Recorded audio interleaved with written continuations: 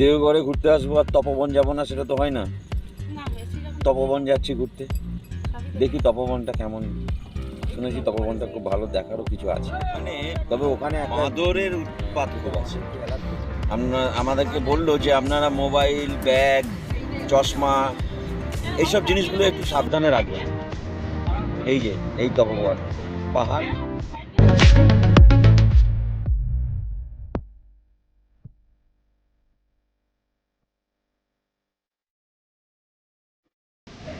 এবার কিছুটা সিঁড়ি আছে, সিঁড়িতে উঠবো পাহাড়ের উপরে। চলো দেখো।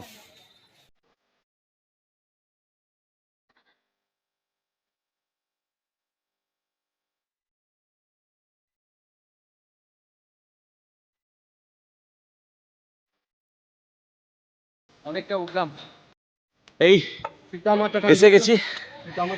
আর একটু উঠলেই বৃষ্টি পড়ছে না, এত বৃষ্টি, মেঘ যা ধরেছে। তপবনের পুরো টপে উঠেছি, টপে।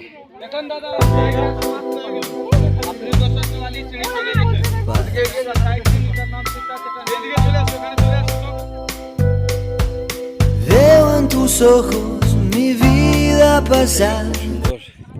পাহাড়ের উপরে দাঁড়িয়ে, আর উপরে বৃষ্টি পড়ছে, প্রচণ্ড মেঘ।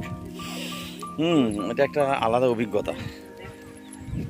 এই যে এটা এসেছে আমার সঙ্গে আমার নন্টা বাবা, এও উঠেছে উপরে। বলছে চলো বাপে আমিও উঠবো, চল।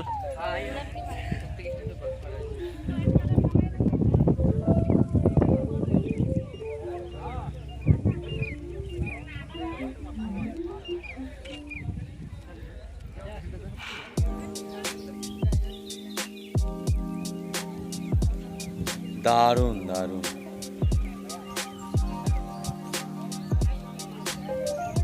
এখানে বসে আছে বজরংবলী। এই যে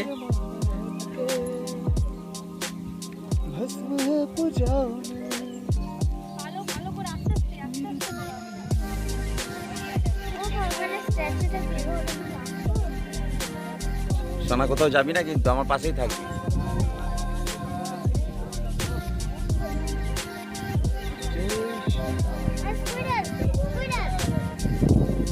হয়ে গেল ঘোরা, এবার নামছি। তপবন টাটা।